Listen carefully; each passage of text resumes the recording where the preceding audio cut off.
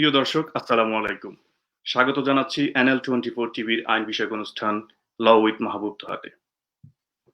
আপনারা নিশ্চয়ই অবগত আছেন, NL24 টিভি দীর্ঘদিন যাবৎ বাংলা ভাষাভাষী তথা বাংলাদেশি কমিউনিটির বিভিন্ন প্রয়োজনীয় ইস্যু নিয়ে নানা রকমের অনুষ্ঠানের আয়োজন করে আসছে। বিলেতের গণ্ডি পেরিয়ে এরই মধ্যে ইউরোপ, আমেরিকা সহ মধ্যপ্রাচ্যে বসবাসরত বাংলাদেশিদের মধ্যে একটি বিশাল জনগোষ্ঠী NL24 টিভির নিয়মিত দর্শক। তাই NL24 টিভি অন্যান্য বিষয়ের পাশাপাশি দেশে এবং বিদেশে বসবাসরত বাংলাদেশিদের জন্য নতুন কিছু প্রদানের প্রয়াস হিসাবে শুরু করেছে আইন বিষয়ক অনুষ্ঠান ল উইথ মাহবুব তোহা। এখন থেকে প্রতি শনিবার বিকেল 5টা, বিলেত টাইম বিকেল 5টা, ইউরোপ টাইম 6টা এবং বাংলাদেশ টাইম রাত 10টায় এই অনুষ্ঠানটি প্রচারিত হবে। উক্ত অনুষ্ঠানে আমরা একজন সম্মানিত আইনজীবীকে আমন্ত্রণ জানিয়ে থাকব। আজকে আমরা আমন্ত্রণ জানিয়েছি কমিউনিটির অত্যন্ত সুপরিচিত ব্যক্তিত্ব, আপনাদের সকলেরই পরিচিত, কাউন্সিলর এবং ডেপুটি স্পিকার অফ নিউহাম বারা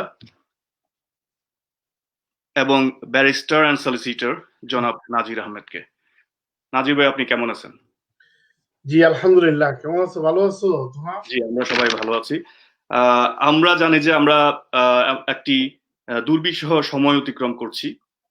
এই সময়ে আসলে বাংলাদেশ সহ ইউরোপের আমরা যেখানে আছি, বিলেতে সব জায়গায় সবাই বিভিন্ন ধরনের সমস্যার সম্মুখীন হচ্ছে। এই সমস্যাগুলোকে কাটিয়ে উঠে আমরা সর্বোচ্চ চেষ্টা করছি সবার সাথে কানেক্টেড থাকতে, এবং কারো যদি ব্যক্তিগত জীবনে অথবা পারিবারিক জীবনে কোনো সমস্যা থেকে থাকে, সেটা আমরা যেহেতু আইনজীবী, আমরা অবশ্যই আইন বিষয়ক সমস্যাগুলোকেই প্রাধান্য দিব। তারই অংশ হিসেবে NL24 টিভি একটি আইন বিষয়ক অনুষ্ঠান আয়োজনের কথা ভাবছে, এবং সেটা আমরা আজকে থেকে শুরু করতে যাচ্ছি। আপনি আমাদের প্রথম অতিথি।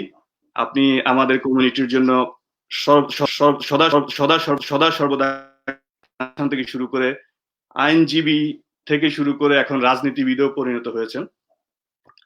তো আমরা আজকে যে বিষয়গুলো নিয়ে আলোচনা করতে চাই, যেগুলো সমসাময়িক ইস্যু, বর্তমানে যেহেতু আমরা লকডাউন অবস্থায় ছিলাম দীর্ঘদিন, যদিও আজকে লকডাউন লিফট করা হয়েছে, যে বিষয়গুলো গত 3-4 মাস ধরে আমাদের পারিবারিক, সামাজিক এবং ব্যক্তিগত জীবনে প্রভাব ফেলেছে, সেই জিনিসগুলো নিয়ে আমরা আলোচনা করতে চাই। তারই অংশ হিসাবে আমরা আজকে টপিকস নির্বাচিত করেছি ডোমেস্টিক ভায়োলেন্স, অ্যাসাইলাম অ্যাপিল এবং জুডিশিয়াল রিভিউ। আমরা চেষ্টা করব প্রত্যেকটি বিষয় নিয়ে আলোচনা করবার। যেহেতু আমাদের সময় 1 ঘন্টা, আমরা হয়তো বিস্তারিত আলোচনা করার সুযোগ পাবো না। তার আগে আমি দর্শকদের উদ্দেশ্যে একটু বলে রাখতে চাই, আপনারা যারা এই অনুষ্ঠানটি দেখছেন এবং ভবিষ্যতে দেখতে চান, তারা আমাদের চ্যানেলটি সাবস্ক্রাইব করবেন, NL24 টিভি।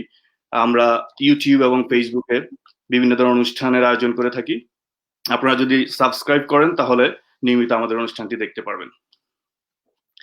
আমি আমার অতিথির কাছে সরাসরি চলে যাচ্ছি। নাজির ভাই, আমাদের প্রথম টপিকটি হলো ডোমেস্টিক ভায়োলেন্স। ডোমেস্টিক ভায়োলেন্স বলতে আমরা অবশ্যই বুঝি যে পারিবারিক নির্যাতন। সেই নির্যাতন একটি পরিবারে অনেক ধরনেরই হয়ে থাকে। তো আপনি আসলে যদি সংক্ষেপে একটু বলতেন যে আসলে ডোমেস্টিক ভায়োলেন্স আপনি অথবা আইনের ভাষায় আমরা কিভাবে এটাকে ব্যাখ্যা করতে পারি, কি ধরনের ভায়োলেন্সটাকে আমরা ডোমেস্টিক ভায়োলেন্স হিসেবে বলতে পারি? অশেষ ধন্যবাদ তোহা সাহেব, আপনাকে এবং আপনার সাথে যারা আছেন, বিশেষ করে এই প্রোগ্রাম ইনিশিয়েট করতে যারা অক্লান্ত পরিশ্রম করেছেন, তাদের সবাইকে আমি ধন্যবাদ জানাচ্ছি, এবং আপনার মাধ্যমে সম্মানিত দর্শক মন্ডলী যারা আমাদের এই প্রোগ্রাম দেখছেন তাদেরকে শুভেচ্ছা জানাচ্ছি। বিশেষ করে হেফাজত করিম রাকিব, যিনি এই প্রোগ্রামের অন্যতম ইনিশিয়েটর, তাকে আমি আন্তরিক ধন্যবাদ জানাচ্ছি। এবং খুবই ভালো লাগছে যে আপনাদের এই প্রথম প্রোগ্রামে আমি শরীক হতে পেরে এবং আমন্ত্রণ জানানোর জন্য মুবারকবাদ জানাচ্ছি। আসলে আপনি ঠিকই বলেছেন যে আমরা আনপ্রেসিডেন্টেড একটা সময় পার করছি। শুধু আমরা নয়, আমরা জাতীয়ভাবে নয়, পুরা বিশ্ব, মানে এই যে গ্লোবাল প্যান্ডামিক, এই ধরনের অবস্থা যে হবে আজ থেকে 8 মাস বা 1 বছর আগে কেউ কল্পনা করতে পারে। একবারে টোটালি ব্যতিক্রমধর্মী আনপ্রেসিডেন্টেড চ্যালেঞ্জ আমরা লোকালি, জাতীয়ভাবে এবং আন্তর্জাতিকভাবে ফেস করতেছি। তো এই গ্লোবাল প্যান্ডামিকের কারণে আমাদের, আপনার আমার জানা মতো অনেকে তাদেরকে কমিউনিটির বিভিন্ন মিটিং এ দেখতাম, বিভিন্ন সমাবেশে দেখতাম, বিভিন্ন সময় রাস্তায় দেখা হতো। এর মধ্য থেকে উল্লেখযোগ্য সংখ্যক কিন্তু তারা দেশে এবং দেশের বাইরে এখানে বিলেতে অনেক কিন্তু দুনিয়া ছেড়ে চলে গেছে। তো যারা এই প্যান্ডামিকে দুনিয়া ছেড়ে চলে গেছেন তাদের আত্মার মাগফিরাত কামনা করছি, আত্মার শান্তি কামনা করছি এবং আল্লাহ পাক যেন তাদেরকে জান্নাতের সর্বোচ্চ স্থান দান করেন। এই প্যান্ডামিক কিন্তু একটা বিরাট চ্যালেঞ্জ নিয়ে আসছে আমাদের জন্য, মানব গোষ্ঠীর জন্য। আমরা গত বিলেতে প্রায় ৩ মাস ধরে আমরা লকডাউন অবস্থায় আছি।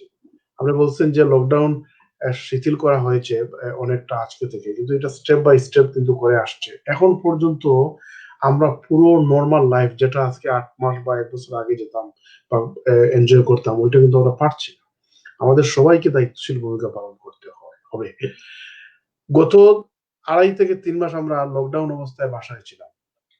তো এইটা যেমন পজিটিভ কিছু দিক আছে, আমরা পরিবারের সাথে সময় দিতে পেরেছি, আমরা রিফ্লেক্ট করার চেষ্টা করেছি আমাদের জীবন সম্পর্কে, এরপরে আমরা সোল সার্চিং করার চেষ্টা করেছি, এরপরে কোয়ালিটি টাইম দেওয়ার চেষ্টা করেছি, পড়াশোনা করে সময় কাটিয়েছি, আত্মীয় স্বজনদের সাথে টেলিফোনে বা অন্যান্য সোশ্যাল মিডিয়ার মাধ্যমে আমরা যোগাযোগ করে রেখেছি। কিন্তু এই দিক যদি আমরা একদিকে রাখি, অপরদিকে দেখেন বিভিন্ন পত্র পত্রিকায় আসছে যে আশঙ্কাজনক হারে এই লকডাউন অবস্থায় ডোমেস্টিক ভায়োলেন্সটা বেড়ে গেছে।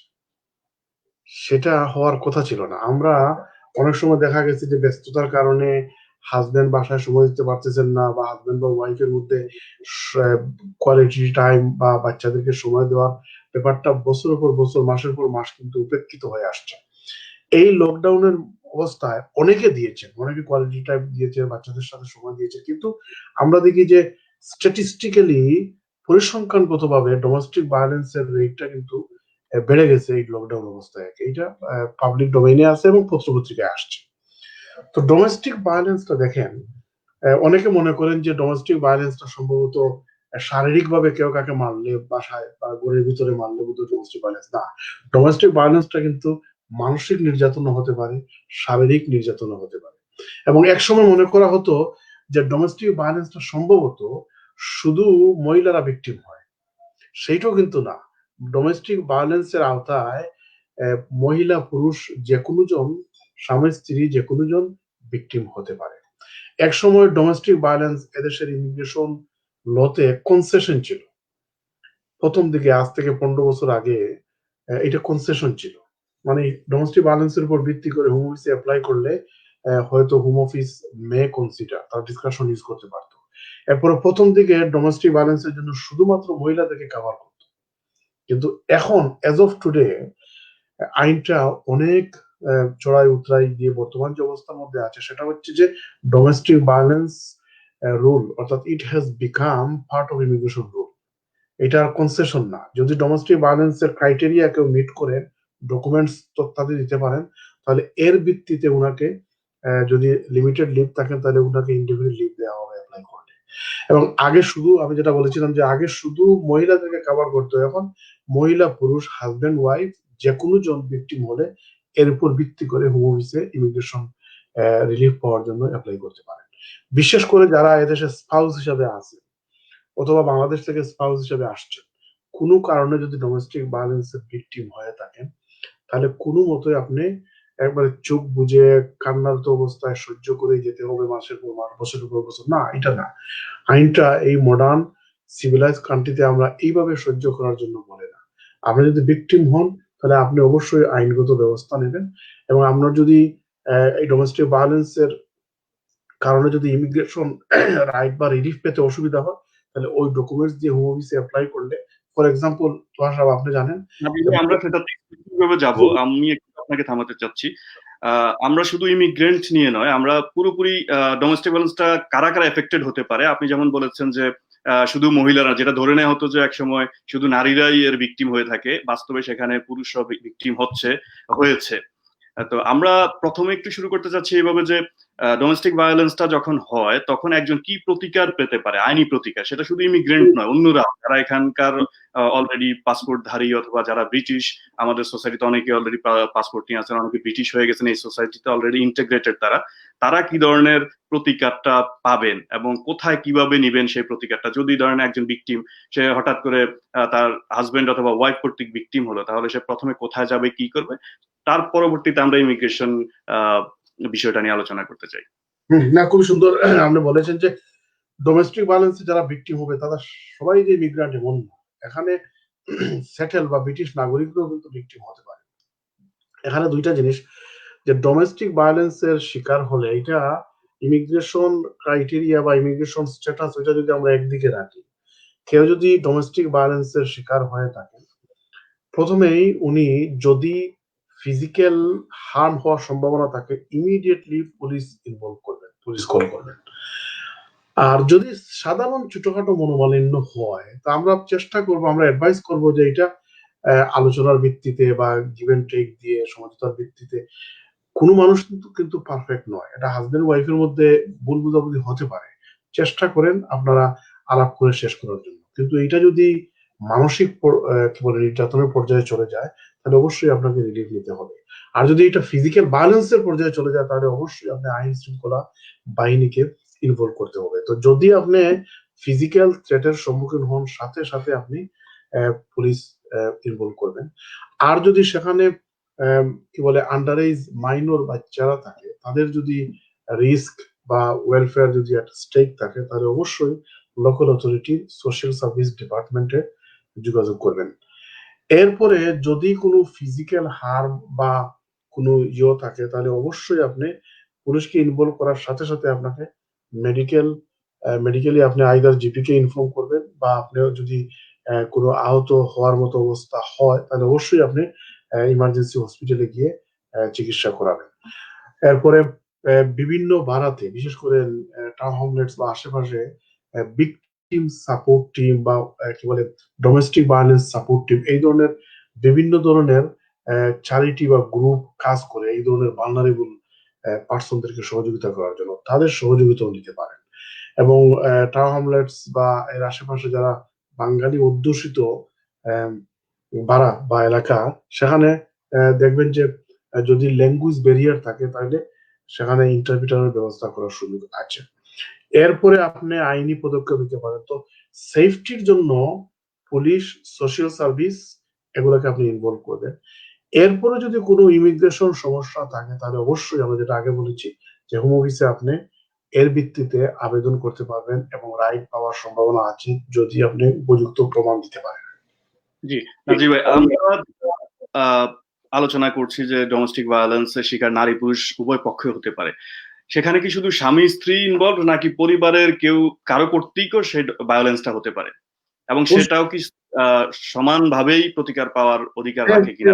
মনে করেন ফর এক্সাম্পল, আমরা যারা এশিয়ান কালচার থেকে আসছি, বিশেষ করে বাংলাদেশি কালচার থেকে আসছি, আমরা জানেন যে অনেক সময় এক্সটেন্ডেড ফ্যামিলিতে আমাদেরকে থাকতে হয়, বা না থাকলেও মানে এক্সটেন্ডেড ফ্যামিলির এখানে ইন্টারফারেন্স বা ইনভলভমেন্ট থাকে ফ্যামিলিতে।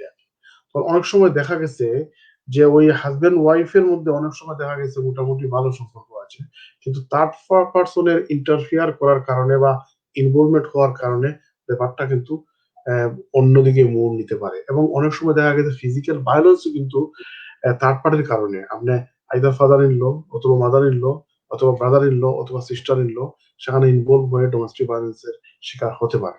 সুতরাং ডোমেস্টিক ভায়োলেন্সটা নট নেসেসারিলি হাজবেন্ড ওয়াইফের মধ্যে, এখানে থার্ড পার্টি বা এক্সটেন্ডেড ফ্যামিলি মেম্বার জড়িত থাকতে পারে, এবং সেখানে বাচ্চা যদি ইনভলভ হয়, তাহলে তারাও কিন্তু সেখানে ভিকটিম হতে পারে।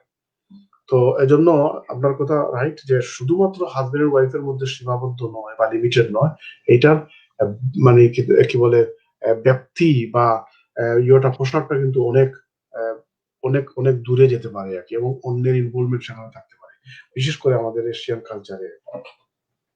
তার মানে আপনার আলোচনা থেকে যেটা আমরা বুঝতে পেরেছি, আমি যেটা বুঝতে পেরেছি, আমাদের দর্শকদের স্বার্থে আমি জাস্ট সাম আপ করতে চাচ্ছি যে যদি কেউ ডোমেস্টিক ভায়োলেন্সের শিকার হয়ে থাকেন, তাহলে প্রথমেই তাকে পুলিশের সহযোগিতা নিতে হবে, পরবর্তীতে সে সোশ্যাল ওয়ার্কার অথবা কাউন্সিলের সাপোর্ট নিতে পারে। নাজিব ভাই, আমরা তাহলে আমাদের আলোচনার সেকেন্ড সেগমেন্টে যেতে চাই, যে আমরা যদি ইমিগ্রেন্ট হিসাবে কেউ ডোমেস্টিক ভায়োলেন্সের শিকার হয়ে থাকে তাহলে সে কি প্রতিকার নিবে, তার জন্য কি প্রতিকার রয়েছে আইনি দিক থেকে? আমি জাস্ট আরেকটু এড করব যে পুলিশটা ইনভলভ করা দরকার যখন আপনার ওই যে ফিজিক্যাল হার্মের সম্ভাবনা থাকে। অনেক সময় এইটাও আমরা বলে রাখি, বিশেষ করে মোরাল দিক দিয়ে আর কি, তোমার সাহেব, যে ছোট্টখাটো মনোমালিন্য একবারে মামুলি ব্যাপার নিয়ে পুলিশকে ইনভলভ করে কিন্তু পরিবারে অনেক সময় শান্তি নিয়ে আসা যায় না। ছোটখাটো কথা কাটাকাটি হয়েছে, এটা ভুল বুঝাবুঝি থেকে হয়ে গেছে, এটা হয়তো একটু আলাপ করলে শেষ হয়ে যেত, ওইটাকে আপনি পুলিশ ইনভলভ করলে ব্যাপারটা কিন্তু আরো ডিটারিয়েট করতে পারে। আপনাকে মনে করেন পুলিশ বল করে হয়তো সেপারেট করে দিল বা অন্য জায়গায় নিয়ে রিলোকেট করে দিল, তখন দেখবেন যে যে সমস্যাটা আলাপের মাধ্যমে বা একটু ইয়ের মাধ্যমে শেষ হয়ে যেত, ওইটাকে আরো একটু ব্যাপক। এজন্য যদি ফিজিক্যাল হার্মের সম্ভাবনা থাকে তাহলে পুলিশ ইনভলভ করাটা জরুরি।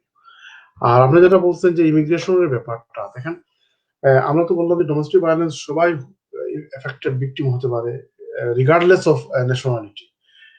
আর ইমিগ্রান্ট যারা, বিশেষ করে মনে করেন কোন ক্যাটাগরিতে এদেশে স্পাউস হিসাবে লিভ টু এন্টার পেয়েছেন, আইদার 5 ইয়ার্স দুটি অথবা 10 ইয়ার্স দুটি, অথবা দেশ থেকে স্পাউস হিসাবে অ্যান্টি ক্লিয়ারেন্স নিয়ে আসছেন, তাদেরকে নর্মালি 2.5 বছরের লিভ টু এন্টার দেয়, ভিসা দেয় বা অ্যান্টি ক্লিয়ারেন্স দেয়। 2.5 বছরের শেষ হওয়ার আগে অ্যাপ্লাই করে হোম অফিস থেকে আবার 2.5 বছরের জন্য নিয়ে আসতে হয়।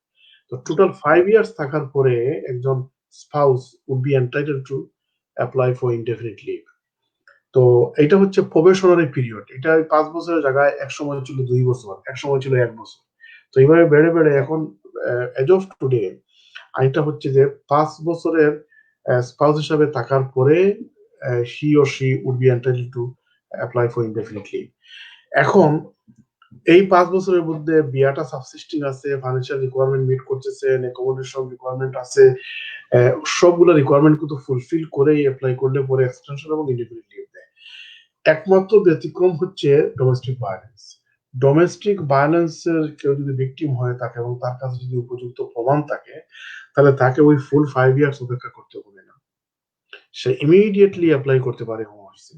এরপরে অন্যান্য যে রিকোয়ারমেন্ট, ওই যে সাবসিস্টেন্স অফ দ্য ম্যারেজ বা অন্যান্য রিকোয়ারমেন্টটা অনেকটা শিথিলযোগ্য, ওইটা প্রমাণ করতে হয় না। ডোমেস্টিক ভায়োলেন্সের প্রপার ডকুমেন্টস প্রমাণাদি থাকলে ওইটার ভিত্তিতে তাকে হয়তো ইনডিফিনিট লিভ দিয়ে দেয়া হবে। কি ধরনের অ্যাপ্লিকেশন সেখানে ইউজ করা হবে যদি একটু বলতেন? আচ্ছা, এখন যদি মনে করেন ফর এক্সাম্পল, আমি একটা হাইপোথেটিক্যাল সিনারিও দিলাম যে একজন ভদ্র মহিলা বাংলাদেশ থেকে আসছে, তো স্বাভাবিক কারণে উনাকে স্পাউস হিসাবে 2.5 বছরের লিভ দেওয়া হয়েছে with no request to public fund একটা স্ট্যাটাস দিয়ে।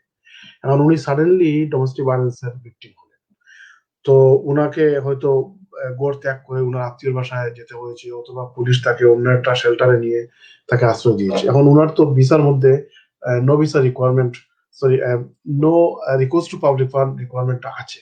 তো অমত অবস্থায় তো উনি কোনো বেনিফিটও পাবেন না, কোনো সাপোর্ট পাবেন না, তখন কি করবেন? তখন উনার যেটা ইমিডিয়েট দরকার হচ্ছে যে সোশ্যাল সার্ভিস ডিপার্টমেন্টে যোগাযোগ করে ওখানে সোশ্যাল ওয়ার্কার একটা সাপোর্টিং লেটার দিয়ে হোম অফিসে অ্যাপ্লাই করা, যে তার স্পাউস বিষয়টা কার্টেল করে তাকে ইন্টারিম লিভ দেওয়ার জন্য, যেটা নর্মালি দেয় তারা 3 মাসের জন্য দেয় আর কি, এটা টেম্পোরারি লিভ দেয় আর কি, with no request to public fund condition. এটা দিলে পরে তিনি ওই যে কোনো বেনিফিট নিতে পারবেন, income support, job seeker allowance বা whatever benefit she would be required to have in order to survive, এটা নিতে পারবেন। আর এই 3 মাসের ভিতরে উনি ইনডেফিনিট লিভের জন্য আবেদন করবেন। এটা হচ্ছে যদি কোনো ডেস্টিটিউট বা খুব ডিফিকাল্ট অবস্থার মধ্যে থাকলে এটা করা আছে। তো যখন হোম অফিসে অ্যাপ্লাই করবেন তারা কিন্তু এভিডেন্স দেখতে চাইবে, ডকুমেন্টস দেখতে চাইবে। এমনি আপনি একটা অ্যাপ্লিকেশন করে দিলেন, চিঠি একটা লিখে যে আমি ডোমেস্টিক ভায়োলেন্সের শিকার হয়েছি, এইটা বললে কিন্তু তারা দেবে না, এটা থ্রেশহোল্ডটা অনেক হাই, প্রমাণটা কিন্তু আপনাকে করতে হবে। এজন্য ভেরি ইম্পর্টেন্ট হচ্ছে, অনেক সময় দেখা গেছে তোমার আমার প্র্যাকটিক্যালি, আপনিও তো দেখে থাকবেন, প্র্যাকটিক্যালি আমরা কমিউনিটিতে দেখি যে অনেকে কিন্তু নীরবে ডোমেস্টিক ভায়োলেন্সের ভিকটিম হচ্ছে, নীরবে চোখের পানি ফেলছে, কিন্তু তাদের এভিডেন্স নাই। তো এভিডেন্স কি না হলে কিন্তু, রিকোয়ার্ড?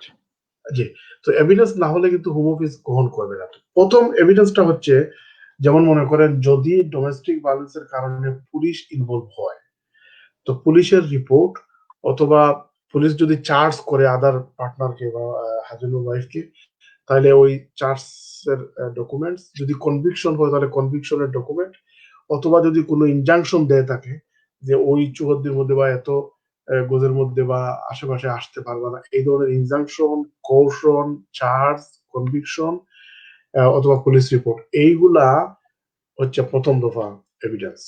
সেকেন্ড হচ্ছে যে যদি ফিজিক্যাল ডোমেস্টিক ভায়োলেন্সের শিকার হয়ে থাকেন কেউ, তাহলে যদি হসপিটালে ট্রিটমেন্ট করতে হয় তাহলে ওই ট্রিটমেন্টের ডকুমেন্ট, ওর ওর ওর এবং ওর এন্ড আপনি ওই যে জিপি বা ডাক্তারের চিঠি বা রিপোর্ট, এগুলা হচ্ছে মানে প্রাইমারি ডকুমেন্টস থাকে। এগুলা দিতে না পারলে তখন যদি অন্যান্য কোরোবোরেটিভ এভিডেন্স দিয়ে যদি প্রমাণ করা যায়, ফর এক্সাম্পল আপনার কোনো নিকটাত্মীয় যার ফার্স্ট হ্যান্ড এক্সপিরিয়েন্স আছে ডোমেস্টিক ভায়োলেন্সের উপরে, তিনি হয়তো একটা স্টেটমেন্ট করলেন, অথবা অন্য কোনো প্রফেশনাল, বিশেষ করে আপনি সোশ্যাল ওয়ার্কার যদি থাকে, সে যদি একটা ডিটেইল রিপোর্ট দেয়, ভিকটিম সাপোর্ট থেকে যদি চিঠি নেওয়া যায়, এই ধরনের মানে কোরোবোরেটিভ এভিডেন্স যদি থাকে তাহলে কেসটা হচ্ছে শক্ত হবে। তো মেইনলি আমরা মানে Home Office would be looking for 2-3 type of document: police involvement documents, আর হচ্ছে ডাক্তার মেডিকেল রিপোর্ট, আর social worker plus other documents. তো ওগুলো দিয়ে যদি প্রমাণ করা যায় তাহলে হোম অফিস তাকে হয়তো সরাসরি ইন্ডিভিজুয়ালি দিয়ে দেবে। তখন তাকে ওই যে ফাইন্যান্সিয়াল থ্রেশহোল্ড এগুলো কিছুই মিট করতে হবে না। এই ধরনের অ্যাপ্লিকেশন করার জন্য অ্যাপ্লিকেন্টকে কি কোনো ফিস পে করতে হবে?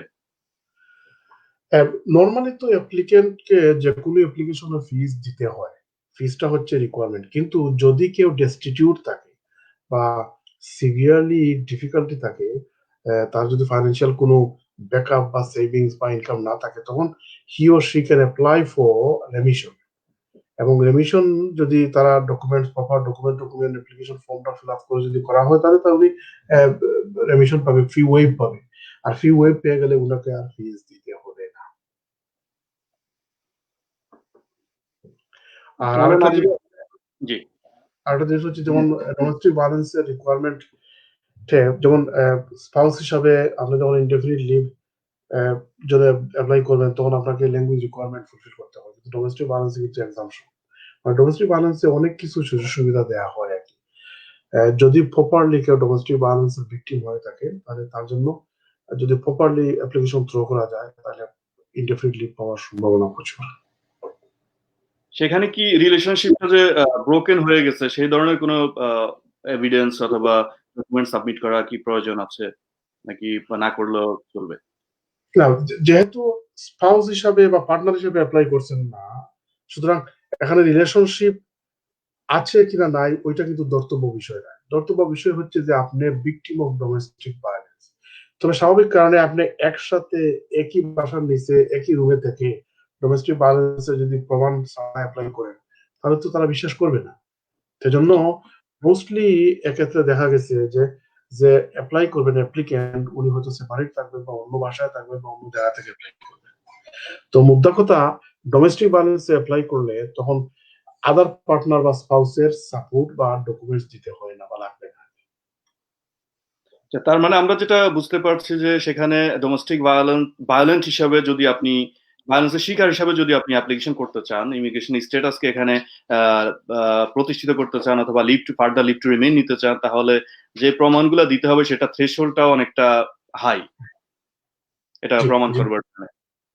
এবং আমরা প্র্যাকটিক্যালি দেখছি তুহা সাহেব, অনেক সময় দেখা গেছে, এই জন্য আমরা অ্যাডভাইস করব যে যেসব দর্শকরা ডোমেস্টিক ভায়োলেন্সের ভিকটিম, তারা কোনো অ্যাকশন নেওয়ার আগে একটু লিগ্যাল অ্যাডভাইস নিয়ে আপনার পথটা ভালো করে পরিষ্কারভাবে জেনে নেবেন। অনেক সময় দেখা গেছে 5 মাস, 3 মাস, 6 মাস ডোমেস্টিক ভায়োলেন্সের শিকার হয়ে হঠাৎ করে উনি হাজবেন্ড বা ওয়াইফের ঘর থেকে ত্যাগ করে উনি রিলেটিভের বাসায় আশ্রয় নিয়েছেন, পুলিশকে ইনভলভ করে নাই, কোনো ডকুমেন্ট নাই। তখন আপনি হয়তো চেষ্টা করলেও ডকুমেন্ট আপনি পারবেন না ইয়ে করতে।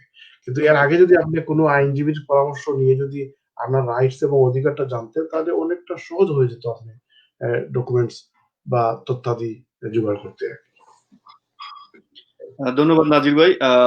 আমার মনে হয় ডোমেস্টিক ভায়োলেন্স নিয়ে মোটামুটি নাজির ভাই যে আলোচনা করেছেন আমাদের দর্শকদের কাজে লাগবে। যদি কেউ ডোমেস্টিক ভায়োলেন্সের ভিকটিম হয়ে থাকেন, তাহলে যথাযথভাবে কোনো আইনজীবীর পরামর্শ নিয়ে অ্যাপ্লিকেশন করাটাই যুক্তিযুক্ত হবে এবং সেক্ষেত্রে প্রতিকার পাওয়ার সুযোগটা ভালো থাকবে। প্রিয় দর্শক, আমরা বলেছিলাম অনুষ্ঠানের শুরুতেই আজকে 3টি বিষয় নিয়ে আলোচনা করব। প্রথম বিষয়টি ছিল ডোমেস্টিক ভায়োলেন্স, দ্বিতীয়টি যেটি সেটা হলো যে অ্যাসাইলাম অ্যাপিল, যেগুলা আমাদের আজকে সমাজে অথবা আজকের জীবনে খুবই প্রয়োজনীয়। আমরা জানি যে এখানে অনেকেই এসে অ্যাসাইলাম অ্যাপ্লিকেশন করে থাকেন, সে অ্যাপ্লিকেশন বিভিন্ন কারণে রিফিউজড হয়ে থাকে। যখনই রিফিউজড হয় তখনই অ্যাপিলের প্রসঙ্গটা আসে। তা আমরা অ্যাপিলে যাওয়ার আগে অবশ্যই আমি নাজির ভাইয়ের কাছে একটু জানতে চাইবো যে অ্যাসাইলাম আসলে জিনিসটা কি এবং কারা অ্যাপ্লিকেশন করতে পারে এবং কিভাবে এটা হোম অফিস অ্যাকসেপ্ট করতে পারে। যদি অ্যাকসেপ্ট না হয় তাহলে তো আমরা অ্যাপিলে যাবো। আপনি যদি সংক্ষেপে একটু প্রসেসটা এবং কারা এই সুবিধা নিতে পারে অথবা কারা করা অ্যাপ্লিকেশন। অশেষ ধন্যবাদ তোমার সাহেব, খুবই সুন্দর একটা সময় উপযোগী একটা টপিক আপনি নিয়ে আসছেন। অনেকেই অ্যাসাইলামের কনসেপ্টের সাথে খুব ভালো পরিষ্কার ধারণা না থাকার কারণে কিন্তু অনেক কিছুতে তালগোল পাকিয়ে ফেলে। অ্যাসাইলাম লটা এটা কিন্তু ইউকে ডোমেস্টিক ল না, এটা mainly UN convention on the status of refugee, related to the status of refugee. ওই কনভেনশনের আওতায় ইউকে সিগনেটরি হিসাবে কিন্তু এই আইনটা আসছে। এজন্য অনেকে মনে করেন যে আমি ইউকে ডোমেস্টিক লর আন্ডারে করতেছি না, ওইটা হচ্ছে যে ওই কনভেনশনের আওতায়। তবে হ্যাঁ, এখানে টর্চার যদি রিলেটেড কোনো ইয়ে থাকে তখন আর্টিকেল 3 যে হিউম্যান রাইটস এক্ট, যেটা ইউকে ডোমেস্টিক ল, তার আন্ডারে ক্লেম করা হয়। তো মুদ্রা কথায় ইউএন কনভেনশন অনুযায়ী 5টা ব্যাপারে অ্যাসাইলাম ক্লেম করা যায়। তো মেইনলি বাংলাদেশ থেকে যারা আসেন বা বাংলা ভাষাভাষী যারা আছেন তারা কিন্তু মেইনলি পলিটিক্যাল কি বলে অপিনিয়ন এর উপর বেস করে পলিটিক্যাল অ্যাসাইলামটা ক্লেম করে। কিন্তু এছাড়াও ধর্মীয় কারণে অথবা তার সেক্সুয়াল আইডেন্টিফিকেশনের কারণে, তার রেইসের কারণে, তার এরপরে সোশ্যাল গ্রুপের কারণে, এই ধরনের 5টা কারণে যদি কোনো ডিসক্রিমিনেশনের শিকার হন, পারসিকিউশনের শিকার হন, হ্যারাসমেন্টের শিকার হন, টর্চারের শিকার হন বা দেশে চলে গেলে ওইগুলার সম্ভাবনা আছে ফেস করার বা ভিকটিম হওয়ার, তাহলে তারা অ্যাসাইলাম ক্লেম করতে পারে। এখানে অনেকে কিন্তু ভুল করেন যেটা, যে কোনো আইনজীবীর পরামর্শ না নিয়ে আপনি হোম অফিসে অ্যাপ্লাই করে দিলেন অ্যাসাইলাম, আর অ্যাসাইলামের ইন্টারভিউতে গিয়ে উনি বললেন যে আমার ব্যবসা ছিল, টাকা লোন নিয়ে আমি দিতে পারি নাই, দেশে গেলে আমাকে মেরে ফেলবে, অথবা আমার জায়গা জমিন আছে আমার দখল করে ফেলছে, আমাকে গেলে ওইটা দেবে না, আমাকে মেরে ফেলবে, অথবা আমার কাছে লোকেরা টাকা পাইতো, ওগুলা দিতে না পারলে আমাকে দেশে গেলে মেরে ফেলবে। এইগুলা কোনো কারণ কিন্তু অ্যাসাইলামের আওতায় আসবে না।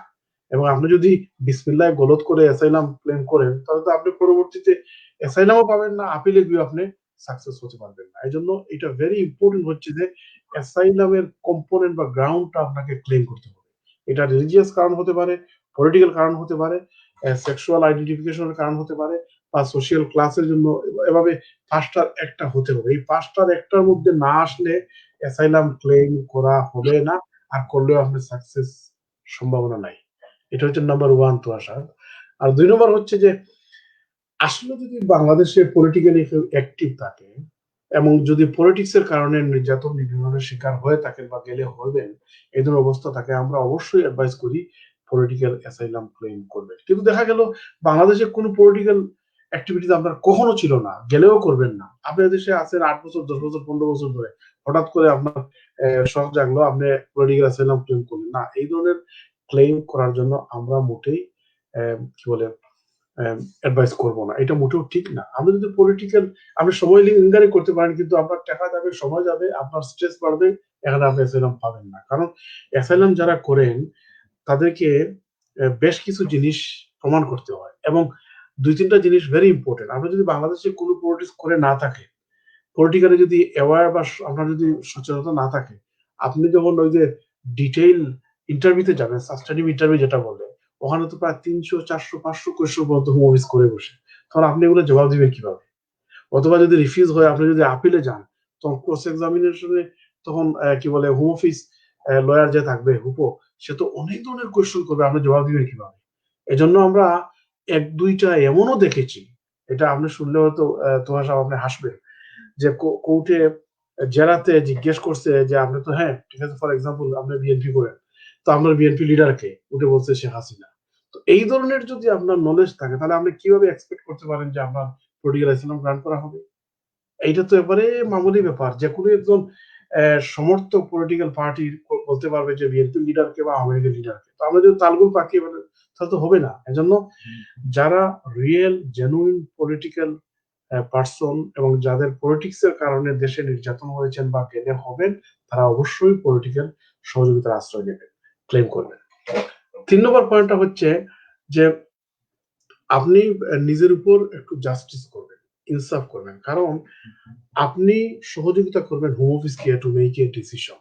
আপনি আপনার ইন্টারভিউতে আপনার ডকুমেন্টস দিয়ে, তথ্য দিয়ে এবং ক্রেডিবল ভার্সন দিয়ে হোম অফিসকে আপনি সহযোগিতা করবেন। হোম অফিস দেখে যাচাই বাছাই করে যদি সন্তুষ্ট হয় তাহলে আপনাকে অ্যাসাইলাম গ্রান্ট করবে। যদি না করে তাহলে আপিলের রাইট আছে। কিন্তু আপনি উপযুক্ত ডকুমেন্ট দিলেন না, আপনি বক্তব্যে একটার সাথে একটা ভেড়া লাগাইয়া দিলেন, আপনার ক্রেডিবিলিটি নষ্ট করে দিলেন, একভাবে এক সময় বললেন আর সময় ডিফারেন্টলি বললেন। তো এগুলোর কারণে কিন্তু অ্যাসাইলামের মেরিটটা চলে যায়। এরপরে 4 নম্বর হচ্ছে যে আপনি যদি পলিটিক্যালি অ্যাক্টিভ থাকেন, বাংলাদেশ থেকে আসার পর আপনি ইমিডিয়েটলি ক্লেম করার চেষ্টা করবেন। আপনি বাংলাদেশ থেকে আসছেন 10 বছর আগে, 8 বছর আগে, 5 বছর আগে, 6 বছর আগে। আপনি দিব্যি এখানে অন্য স্ট্যাটাসে বা কোন স্ট্যাটাস ছাড়াই আপনি আছেন। তো 5, 8, 7 বছর আপনি পলিটিক্যাল অ্যাসাইলাম ক্লেম করলেন। তো স্বাভাবিক কারণে আপনার ওই মেরিটটা কিন্তু নষ্ট হয়ে যায়। তো এই যে কথাগুলো বললাম ভেরি ইম্পর্টেন্ট কিন্তু এগুলো অ্যাসাইলামের জন্য। জি, আমরা অনেক সময় দেখে থাকি যে ভিজিট ভিসা এখানে এসেছেন, 10 বছর পার করে দিয়েছেন, 5 বছর পার করে দিয়েছেন। তারপরে কোথাও অবৈধভাবে কাজ করছেন। সেখানে যখন পুলিশ রেইড দিয়ে তাকে ধরে নিয়ে যায়, ডিটেনশনে নিয়ে যায়, তখন তারা অ্যাসাইলাম ক্লেম করেন। আপনি যেটা বলেছেন যে বিএনপির নেতা সম্পর্কে জিজ্ঞেস করার কারণে বলেছে যে শেখ হাসিনা। তো সেই সব কারণে যদি কারো অ্যাসাইলাম রিফিউজড হয়ে থাকে, তাহলে এই রিফিউজড থেকে পরবর্তীতে যখন অ্যাপিল রাইট দিবে, সেই অ্যাপিল রাইট আসলে কতটুকু চান্স থাকে এবং সে তখন কিভাবে এই জিনিসগুলা তৈরি করে নিয়ে আসবে, অথবা তার যে অ্যাপিলের রিকোয়ারমেন্টস, সে অ্যাপিলের রিকোয়ারমেন্টসটা ফুলফিল করে সে কিভাবে অ্যাপিলের জন্য প্রিপারেশনটা নিবে, সে বিষয়ে যদি একটু ভেরি গুড, বলতেন। Very good. অ্যাসাইলাম যদি রিফিউজ হয়ে যায় তাইলে মানে মাথায় আকাশ ভেঙে পড়ার মতো কোনো অবস্থা না হয়। যেহেতু আপিলের রাইট থাকে নরমালি, যদি আনফাউন্ডেড ক্লেম না হয়, একবারে বেসলেস ক্লেম যদি না হয়, তাহলে অ্যাসাইলাম রিফিউজ করলে তারা আপিলের রাইট দেয় হোম অফিস। তো আপিলে যদি রাইট দেয়, আপনি ভালো করে আপিলটা ফাইট করবেন।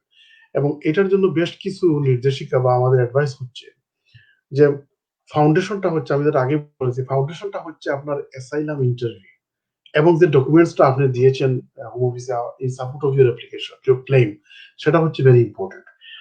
তো এজন্য ডকুমেন্টস যেটা দিবেন ওইটা যেন কনসিস্টেন্ট হয় এবং ফ্রডুলেন্টের কোনো সন্দেহ যেন সেখানে না থাকে এবং অথেন্টিক জেনুইন যেন ডকুমেন্ট হয়। আপনি দিলেন একটা মামলা আপনার বিরুদ্ধে সাবমিট হয়েছে বাংলাদেশের একটা উপজেলায়, তারা হাইকমিশনের মাধ্যমে চেক করে দেখলো যে এই মামলা ভুয়া, তাহলে আপনি বুঝতে পারেন যে আপনার মেরিটটা কতটুকু ইয়ে হবে। অথবা আপনি কি বলে ঢাকার ফকিরাপুর বা সিলেটের সুপার মার্কেট থেকে ডকুমেন্টটা বানিয়ে নিয়ে আসছেন, একই ডকুমেন্টে উপরে আপনার নাম, নিচে আরেকজনের নাম। তো এই ধরনের ডকুমেন্ট দেখলে পরে তো মানে আপনি বা আমি যদি সেখানে হোম অফিসের অফিসার হই, তাহলে আমরা কিভাবে এটা গ্রান্ট করবো?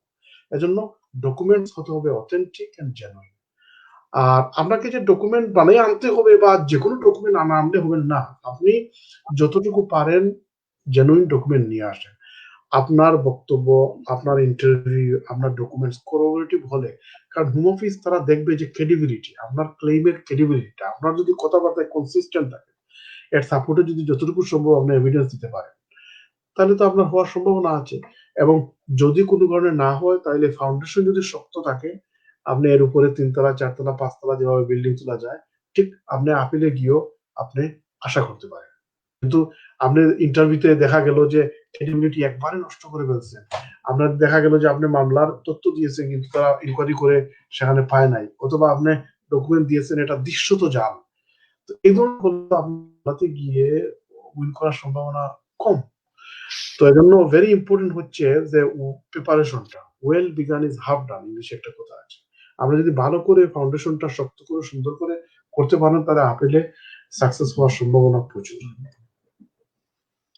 নাজিব ভাই, আমরা দেখি যে আমাদের দেশের যারা অ্যাসাইলাম ক্লেম করে বেশিরভাগ ক্ষেত্রে সেটা পলিটিক্যাল হয়ে থাকে। বর্তমান সময়ে আমরা দেখতে পাচ্ছি কিছু ডিফারেন্ট ওপিনিয়ন, সেটা পলিটিক্যাল, আপনি যেটা প্রথমেই বলেছিলেন যে পলিটিক্যাল ওপিনিয়নের বাইরেও হতে পারে, সেখানে ব্লগার হতে পারে, সেখানে যারা বর্তমানে মুক্তমনা, তারা, তাদের জন্য কি কোনো সুযোগ আছে কিনা এবং তাদেরকে কি করতে হবে?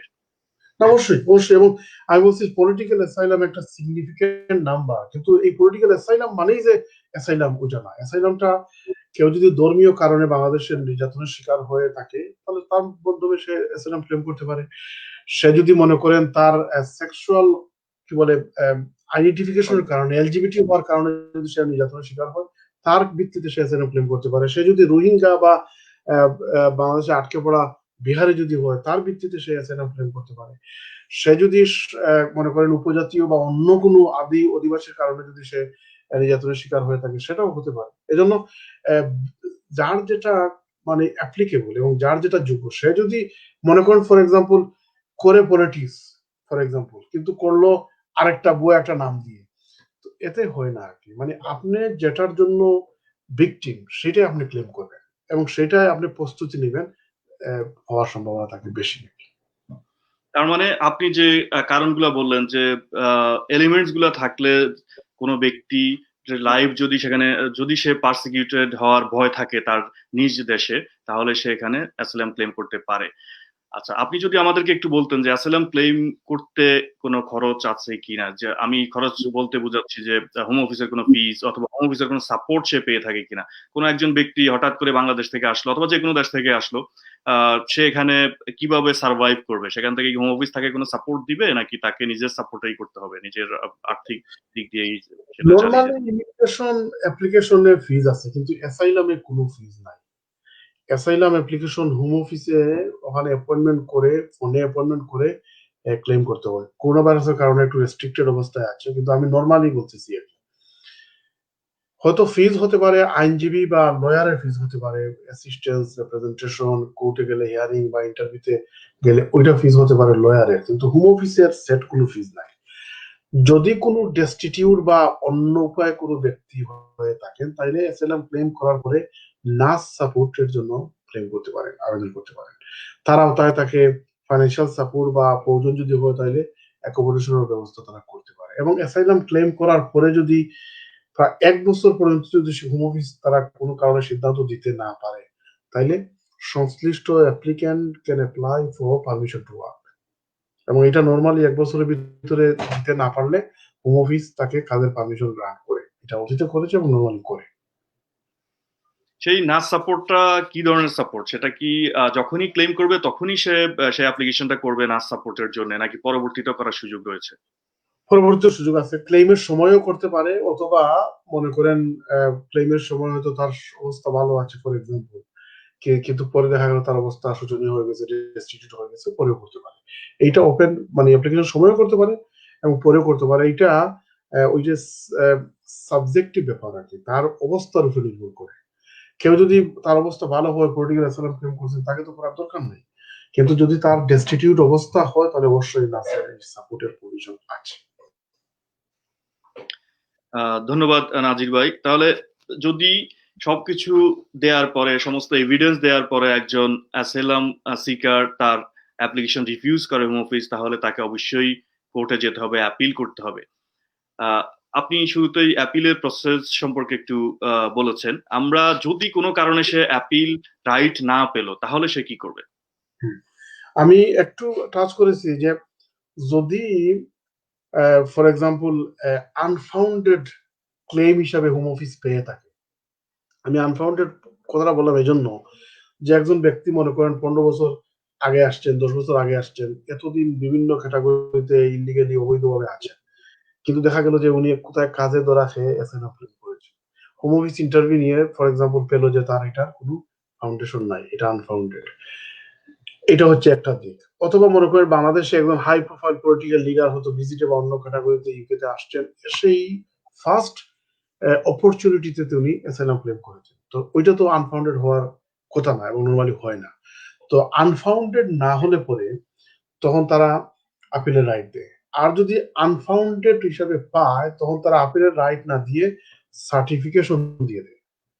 তো সার্টিফাই যদি করে দেয় তখন আর ইন কান্ট্রি আপিল রাইট থাকে না। আপিল যদি করতেই হয় তাহলে নিজের দেশে গিয়ে করতে হয়। তো এইটা যদি হয় তাহলে উনি সরাসরি ফার্স্ট ইয়ার ট্রাইব্যুনালে আপিল করতে পারবেন না, যেহেতু আপিলের রাইট নাই।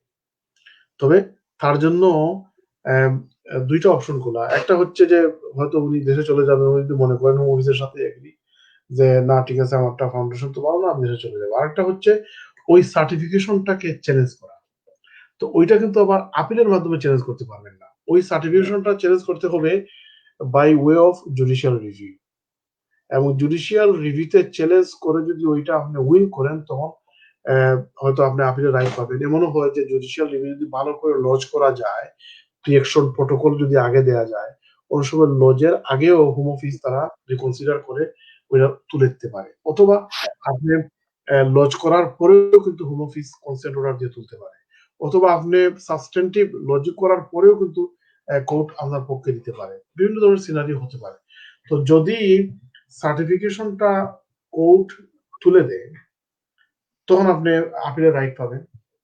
আর যদি সার্টিফিকেশনটা বহাল রাখে, অর্থাৎ আপনার এগেইনস্টে রায় দেয় জুডিশিয়াল রিভিউতে, তাহলে কিন্তু আপনি ওই আপিলের রাইটটা পাচ্ছেন না, মানে স্ট্যাটাস কো থাকলো, হোম অফিস যেটা দিয়েছে ওইটাই।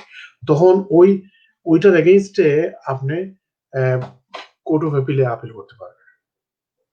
আজিবে আমাদের কাছে দর্শকের একটি কোশ্চেন আছে, সেটা হলো যে আন্ডার এজ যারা, তারা কি কোনো অ্যাসিলাম সিক করতে পারবে কিনা, এবং সেক্ষেত্রে কিভাবে করতে হবে, তাদেরও কি সেম সিস্টেমে যেতে হবে নাকি অন্য কোনো সিস্টেম আছে তাদের জন্য? না, এখন হ্যাঁ, এক নম্বর হচ্ছে যে যদি আন্ডার এজ কেউ যদি থাকেন, যদি তাদের প্যারেন্টস তাদের সাথে থাকেন, তো স্বাভাবিক কারণে প্যারেন্টস ফাদার বা মাদার বা উভয় যদি অ্যাপ্লাই করেন তাহলে তাদের সাথে ডিপেন্ডেন্ট হিসেবে ওনারা চলে আসবে। আর যদি প্যারেন্টস যদি না থাকেন তাহলে তাদেরকে বলা হয় আনঅ্যাকম্পেনিড চাইল্ড। তো তাদের জন্য আলাদা প্রভিশন আছে, এবং ওইটা যদি ভালো করে পুত্র করা যায় এবং আসলে যদি তার ন্যাচারাল প্যারেন্টস যদি সাথে না থাকেন বা ইউকেতে না থাকেন, তাহলে হোম অফিসের একটা পলিসি হচ্ছে যে এই চাইল্ডটা 18 হওয়ার আগ পর্যন্ত normally they do not consider removing him from the UK. তো এই জন্য অনেক সময় আন্ডার এজ চাইল্ড থাকলে, under age child asylum claim করলে তখন তাকে ওই যে ডিসক্রিশনারি লিভ বা কি বলে বিশেষ প্রকৃতির লিভ দেবে আনটিল হি বিকামস 18। নরমালি ওইসব ধরনের কেস 18 এর উপরে হয়ে গেলে তখন আর তারা গ্রান্ট করে না, রিফিউজ করে দেয় আর কি। তো বাই অল মিনস আপনার কোয়েশ্চনের আনসারে বলছি যে আনকম্পেনিড চাইল্ড হলে পরে ওইটা সেন্সিটিভলি ডিল করতে হবে। এখানে কোনো ফিশি জিনিস আছে কিনা না, এবং এখানে কোনো সত্যতা লুকানো হচ্ছে কিনা না, বা ন্যাচারাল প্যারেন্টস কোথায়, তাদের সাথে যোগাযোগ করতে পারে, পুলিশ ইনভলভ হতে পারে, সোশ্যাল ওয়ার্কার ইনভলভ হতে পারে, যার সাথে আছে তার ইন্টারভিউ নিতে পারে। এই ধরনের বিভিন্ন সিনারিও ক্রিয়েট হতে পারে। তো এই ধরনের যারা আছেন তারা আইনজীবীর কাছে গিয়ে একটু পরামর্শ নেওয়া দরকার, এবং হোম অফিস তাদেরকে ওয়াচ করতে পারে, আইতে রাখতে পারে, পুলিশ ইনভলভ করে তাদের ইন্টারভিউ নিতে পারে। তো ওগুলোতে যেন ওনারা নাগাবেন আর কি। জি, তাহলে আমরা আমাদের অ্যাপিলের আলোচনা আবার আসছি। যদি কোনো ব্যক্তি অ্যাপিল করেন ফার্স্ট ইয়ার ট্রাইব্যুনালে, সেখানে যদি তার অ্যাপিল অ্যালাউ হয়, তাহলে তো হোম অফিস তাকে লিভ টু রিমেইন গ্রান্ট করবে। যদি সেখানে ফার্স্ট ইয়ার ট্রাইব্যুনাল যদি তার অ্যাপিল অ্যালাউ না করে, পরবর্তী পদক্ষেপটা তার জন্য কি হবে? এখানে দুইটা জিনিস, একটা হচ্ছে যে যদি ফার্স্ট ইয়ার ট্রাইব্যুনাল তার আপিল এলাও করে, স্টিল সেক্রেটারি স্টেটের রাইট আছে to go for upper tribunal. ঠিক অনুরূপ ভাবে যদি ফার্স্ট ইয়ার ট্রাইব্যুনাল ডিসমিস করে, তাহলে অ্যাপ্লিকেন্টের রাইট আছে to go to upper tribunal. তো দুজনের ক্ষেত্রেই সরাসরি আপার ট্রাইব্যুনালে যেতে পারবেন না, they have to apply for leave. আমি বোঝানোর জন্য অনেক সময় দৃষ্টান্ত দেই যে বাংলাদেশে যদি কোনো ব্যক্তি জজ কোর্টে আপিল করে হারে, তাহলে হাইকোর্টে যাওয়ার চেষ্টা করতে পারে, তবে সরাসরি সে হাইকোর্টে যেতে পারবে না, সে লিভ নিয়ে যেতে হবে, অর্থাৎ আইদার জজ কোর্ট থেকে লিভ নিতে হবে অথবা হাইকোর্ট থেকে। ঠিক অনুরূপ ভাবে ফার্স্ট ইয়ার ট্রাইব্যুনালে যদি কেউ হারে, তখন সে অ্যাপ্লাই করতে হবে ফার্স্ট ইয়ার ট্রাইব্যুনালে to get leave to go to upper tribunal, এবং যদি লিভ গ্রান্ট করে তাহলে আপার ট্রাইব্যুনালে হিয়ারিং হবে। আর যদি লিভ রিফিউজ হয় তাহলে হি ও she would have second chance to apply to upper tribunal directly, সরাসরি। For permission to go to upper tribunal. তো আপার ট্রাইব্যুনাল যদি পারমিশন দেয় তখন উনি সরাসরি আপার ট্রাইব্যুনালে হিয়ারিং হবে। আর যদি দুইটা পারমিশনে রিফিউজ হয়ে যায় তখন তার আর কোর্ট অফ আপিলে যাওয়ার কোনো সুযোগ নাই। আপিলের যাত্রা আপাতত ওখানে শেষ। একমাত্র উনি জুডিশিয়াল রিভিউতে এই দুইটা রিভিউজকে চ্যালেঞ্জ করতে পারেন। তবে কার্ট নামে একটা কেস আছে, ওখানে দুইটা ট্রাইব্যুনালে যদি লিভ রিফিউজ হয়ে যায় তখন এইটা জুডিশিয়াল রিভিউতে পারমিশন পাওয়া ভেরি ভেরি টাফ এবং এক্সট্রা কি বলে থ্রেশহোল্ডটা খুবই হাই। নর্মাল জুডিশিয়াল রিভিউ থেকে একটু হাই থাকে। আর যদি মনে করেন ফার্স্টের ট্রাইব্যুনালে লিভ পাইলেন, আপার ট্রাইব্যুনালে হিয়ারিং হলো, অথবা ফার্স্টের ট্রাইব্যুনালে লিভ রিফিউজ হলো, আপার ট্রাইব্যুনালে লিভ পাইলেন, আপার ট্রাইব্যুনাল হিয়ারিং হওয়ার পর রিফিউজ করলো, তখন কিন্তু আপনি ওইটাকে চ্যালেঞ্জ করতে পারবেন to the court of appeal. জি, আপনি অনেক সুন্দরভাবে বলেছেন। যদি কেউ আপার ট্রাইব্যুনালও হেরে গেল, তাকে অ্যাপিল রাইট দিল না, ফার্স্টের ট্রাইব্যুনাল হারার পরে সে আপার ট্রাইব্যুনাল পারমিশনই পেলেন না, তাহলে জুডিশিয়াল রিভিউ না করে কি তার অন্য কোনো অপশন আছে যে সে কি ফ্রেশ ক্লেম করতে পারে অথবা ফার্দার সাবমিশন যাকে আমরা বলি সেটা কি করতে পারে কিনা, এবং সে করলে সেক্ষেত্রে তাকে কি ধরনের প্রিপারেশন নিতে হবে অথবা কি ধরনের ডকুমেন্টস তাকে সাবমিট করতে হবে সেখানে? খুব সুন্দর, খুব সুন্দর জিনিসটা নিয়ে আসছেন যে যদি আপিল রিফিউজ হয়ে যায়, লিভ রিফিউজ হয়ে যায় আপনার, তখন একমাত্র জুডিশিয়াল রিভিউ, কিন্তু জুডিশিয়াল রিভিউতে কার্ট প্রিন্সিপাল অ্যাপ্লাই করলে very very tough to get leave from upper tribunal. তখন তাকে ফার্দার সাবমিশনে যেতে পারে। লিভারপুলে ফার্দার সাবমিশনে যাওয়ার একটা স্কোপ আছে। যদিও এই করোনা ভাইরাসের প্যান্ডেমিকের আগে সেখানে ইন পার্সন সেখানে গিয়ে ফার্দার সাবমিশন দিতে হতো, কিন্তু করোনা ভাইরাসের কারণে তারা বলছে যে ইন পার্সন সেখানে যাওয়া যাবে না, সেটা ইমেইলে বা পোস্টে ছাড়তে পারে বা পাঠাতে পারে। তো ফার্দার সাবমিশনটা হচ্ছে স্বাভাবিক কারণে ফার্দার সাবমিশন, মানে আগে যে জিনিসগুলো আপনার কোর্ট হোম অফিস কনসিডার করে ফেলছে, কিন্তু দেখা গেল যে আপনার কিছু documents has come or have come to light, যেটা আগে ফার্স্ট ট্রাইব্যুনাল, আপার ট্রাইব্যুনাল বা হোম অফিস দেখার সুযোগ পায় নাই, বা আপনার কেসের মোড় ঘুরিয়ে দিতে পারে এমন কিছু জিনিস আনার্থ হয়েছে যেটা আগে ছিল না, আগে ছিল না, অথবা আপনি ফার্দার কিছু এক্সপার্ট এভিডেন্স নিয়ে আসছেন যেটা আগে ছিল না।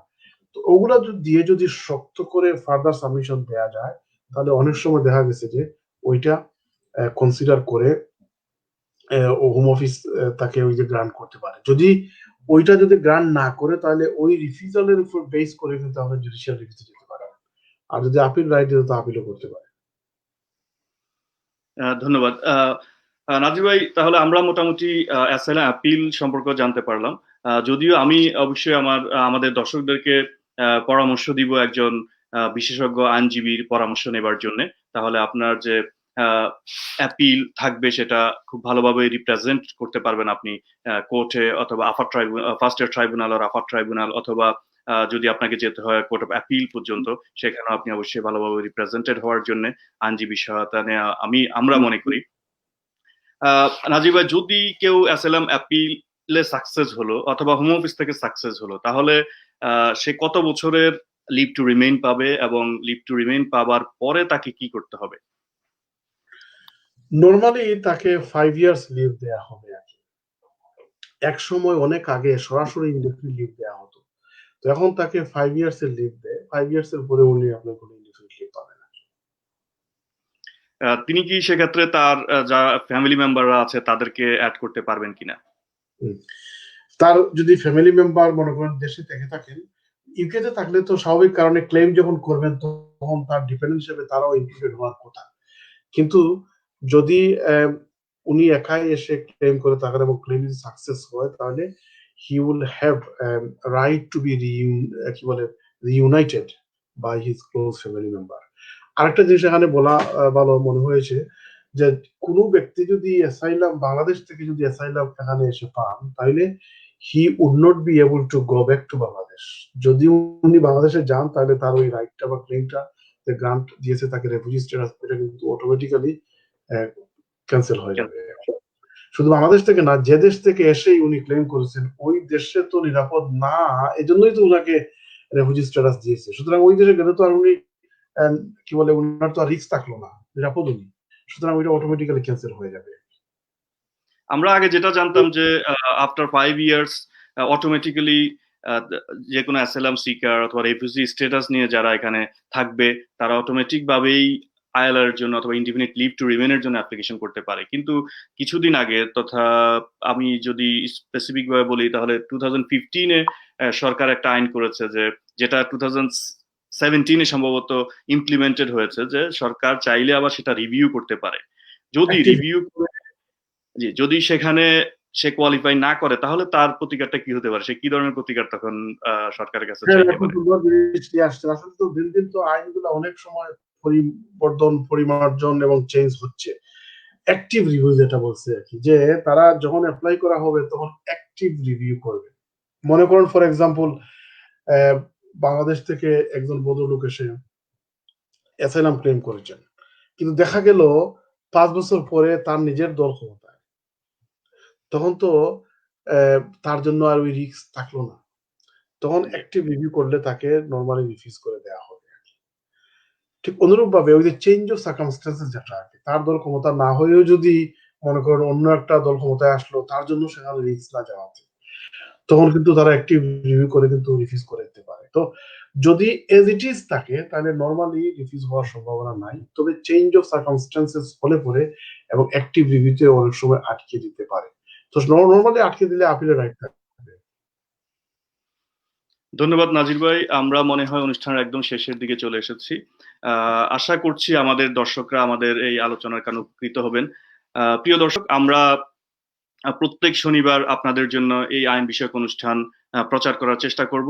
প্রত্যেক শনিবারে আমরা কোনো বিশেষজ্ঞ অতিথি নিয়ে আপনাদের সামনে হাজির হবার চেষ্টা করব এবং সমসাময়িক আইনি বিষয়গুলো নিয়ে আলোচনা করার চেষ্টা করব। আপনারা আমাদের সাথে থাকবার জন্য আমাদের যে চ্যানেলটি, অনলাইন ভিত্তিক যে চ্যানেলটি NL24 টিভি, তার সাথে থাকবার জন্য চ্যানেলটি সাবস্ক্রাইব করবেন। আপনাদের কাছে সেটা বিনীতভাবে আমাদের অনুরোধ রইল। নাজির ভাই, আমি অনুষ্ঠান এখানে শেষ করতে চাচ্ছি। আপনি আমাদেরকে সময় দিয়েছেন, আপনাকে অসংখ্য অসংখ্য ধন্যবাদ। আপনি অনেক ব্যস্ত মানুষ, আপনি শুধু আইনজীবী নন, আপনি একজন রাজনীতিবিদ, ব্রিটেনের মূল ধারায় রাজনীতি করছেন, আপনি কাউন্সিলর, আপনি নিউহাম বারার একজন নিউহাম কাউন্সিলর, আপনি ডেপুটি স্পিকার। আপনি অনেক ব্যস্ততম সময়ের মাঝ থেকে আমাদেরকে সময় দিয়েছেন। আপনাকে অন্তঃস্থল থেকে ধন্যবাদ জানাচ্ছি সেজন্য। আপনাকে অশেষ ধন্যবাদ। NL24 টিভির সবাইকে ধন্যবাদ জানাচ্ছি। খুব ভালো লাগলো এবং আমরা প্রাণ খুলে কিছু জিনিস শেয়ার করতে পারলাম দর্শকদের স্বার্থে আর কি। এবং আমরা কোনো ডকুমেন্টস দেখি না, কিন্তু ওভারঅল সাধারণ বিষয়ের উপর আমরা ডিপে আলোচনা করেছি। তো আশা করি এ থেকে দর্শকরা উপকৃত হবেন, এবং কোনো দর্শক বা কিছু দর্শক যদি উপকৃত হন, তাহলে আমাদের এই শ্রম, আপনার এই শ্রম বা NL24 এর এই শ্রমটা আমাদের সার্থক হয়েছে বলে আমরা ধরে নিব আর কি। আবারও বলছি, যেটা আপনি বলছেন যে কোনো ব্যক্তির জীবনের মূল ঘুরে যেতে পারে, এই ধরনের কোনো অবস্থার মধ্যে আপনি দক্ষ আইনজীবীর সাথে সরাসরি ইনস্ট্রাকশন দিয়ে অ্যাডভাইস দেবেন। আমরা আপনাদেরকে দিয়েছি একটা সাধারণ ধারণা, যদিও ডিপে গেছি, আমরা অনেক ডিপে গিয়ে আলোচনা করেছি, গভীরে গিয়ে, তারপরে এটা কিন্তু আপনার ব্যক্তিগতভাবে আপনাকে না, আমরা ওভারঅল আলোচনা করেছি। এজন্য আপনি ওইটার উপর নির্ভর করে জীবনের মোড় ঘুরে যেতে পারে এই ধরনের কোনো সিদ্ধান্ত নেবেন না। এর আগে আপনি নিশ্চয়ই দক্ষ একজন আইনজীবীর সাথে বসে ইনস্ট্রাকশন দিয়ে প্রফেশনাল প্রিভিলেজের আন্ডারে আপনি অ্যাডভাইস নেবেন। আপনাকে অশেষ ধন্যবাদ তোহা সাহেব, এবং NL24 এর সাথে যারা আছেন সবাইকে ধন্যবাদ। ধন্যবাদ নাজির ভাই। প্রিয় দর্শক, আমরা অনুষ্ঠান শেষ করছি। আপনারা আমাদের সাথে থাকবেন। আমরা পরবর্তী অনুষ্ঠান আগামী শনিবার বিকেল 5টায় নিয়ে আসবো আবার, এবং সেখানে অবশ্যই নতুন কোনো বিষয় নিয়ে আমরা আলোচনা করার চেষ্টা করব, যেগুলো আমাদের প্রাত্যহিক জীবনে অথবা আমাদের ইমিগ্রেশন লাইফে আমরা অ্যাজ অ্যান ইমিগ্রেন্ট আমাদের যে আইনগুলো দরকার হয় সেই আইনগুলো সম্পর্কে আমরা আলোচনা করার চেষ্টা করব। আপনারা সবাই ভালো থাকবেন, সুস্থ থাকবেন, সেফ থাকবেন, কারণ আমরা জানি যে এখনো করোনা ভাইরাসের প্রকোপ শেষ হয়নি, বরঞ্চ এখন আবার একটু নতুন করে বাড়ছে। আপনারা সবাই নিরাপদ থাকবার চেষ্টা করবেন, পারলে ঘরে থাকবেন, পরিবারকে নিরাপদ রাখবেন, নিজেকে নিরাপদ রাখবেন এবং দেশকে নিরাপদ রাখবেন। ধন্যবাদ সবাইকে। দেখা হবে আগামী শনিবার বিকাল 5টায় NL24 এর পর্দায়। ধন্যবাদ।